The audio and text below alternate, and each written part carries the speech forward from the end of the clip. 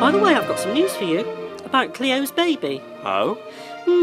Mr. and Mrs. Embling had a visit from him and his new family last Monday. So your gran was telling me. Who are they and where are they from?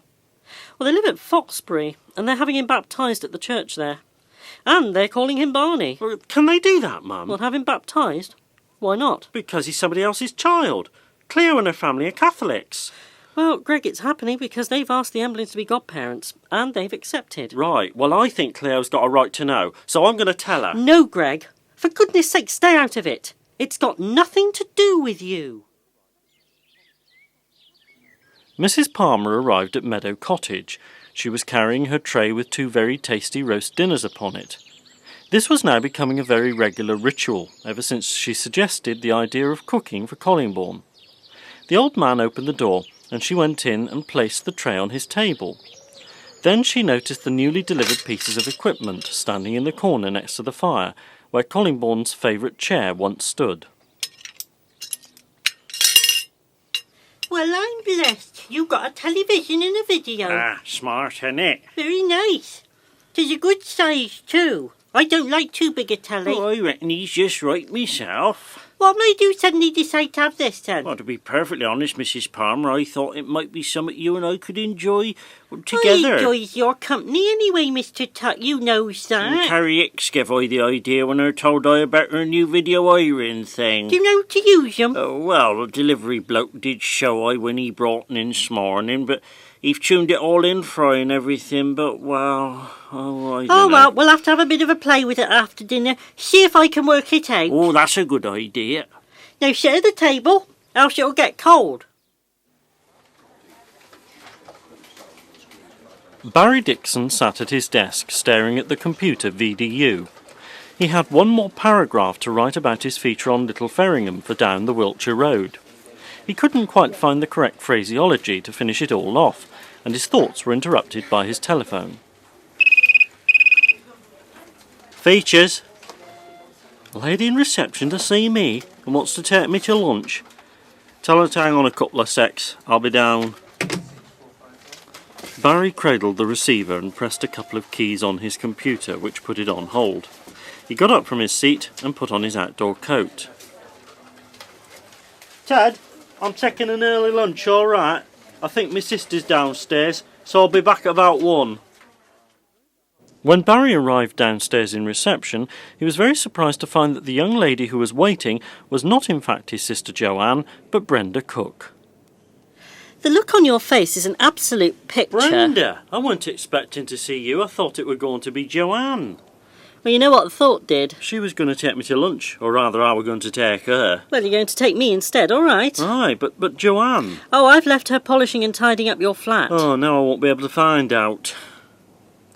But it's a bit of a contrivance, to be honest. She told me to come instead. Does this mean I'm forgiven? Yes. Am I? You've nothing to be forgiven for. Shall we go to that nice little Italian in Civic Street near District Council offices? That sounds good. Let's go there. Both smiling at each other, they walked towards Civic Street, and Brenda hitched up in Barry's arm, and he didn't stop her.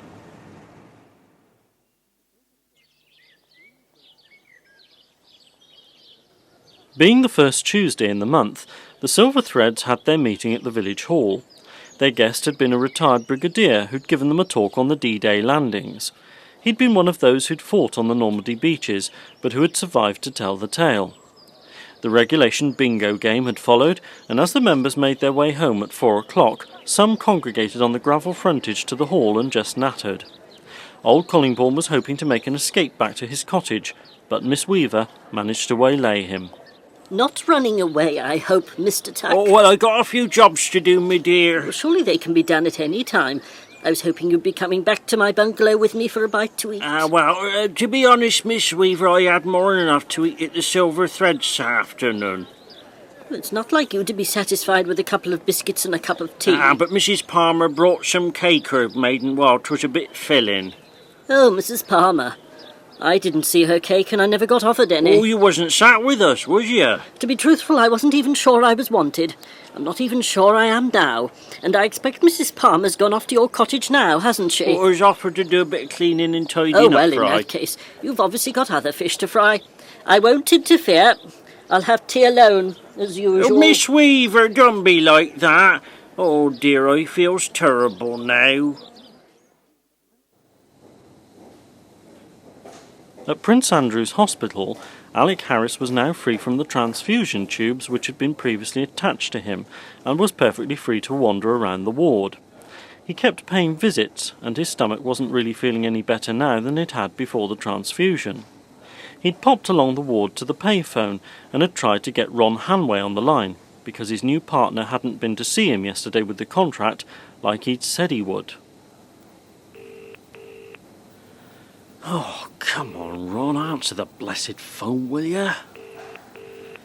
You've got to be in the office at some point, surely. I wonder where the devil he is.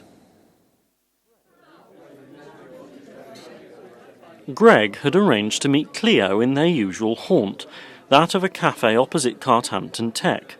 She was waiting on the street outside, and when Greg arrived, they both went inside. He bought them both a milkshake, and they sat at a table near the front window. Have they managed to find out where your mum is as yet? No, I don't ever want to see her again anyway. I'm surprised she just went away and dumped you like that, though. I don't think she could hack what my dad did to me. I've been thinking about your dad lately.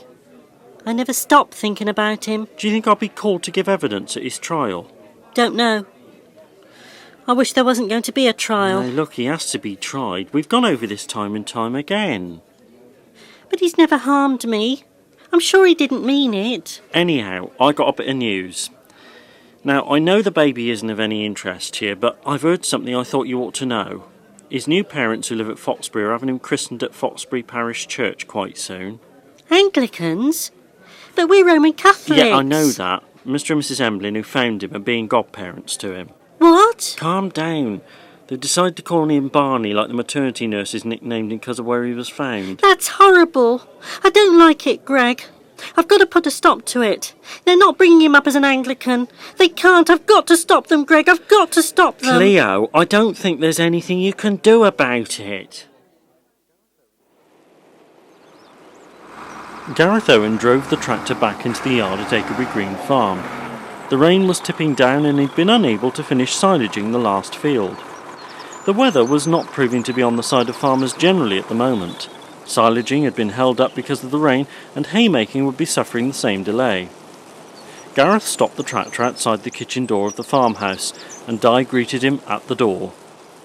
Oh, Dad, if only the rain had held back, we'd have been finished by now. Never mind, Gareth. Come and get dry by the Argerbach. By the way, I'm afraid we've got visitors. Visitors? What do you mean? All the way along Weir Lane. Lorries, caravans, old buses. Travellers? Aye, Dad. Travellers. Oh. And you know why they're here, don't you? No. It's coming up to the Summer Solstice. They're on their way to Stonehenge, Dad.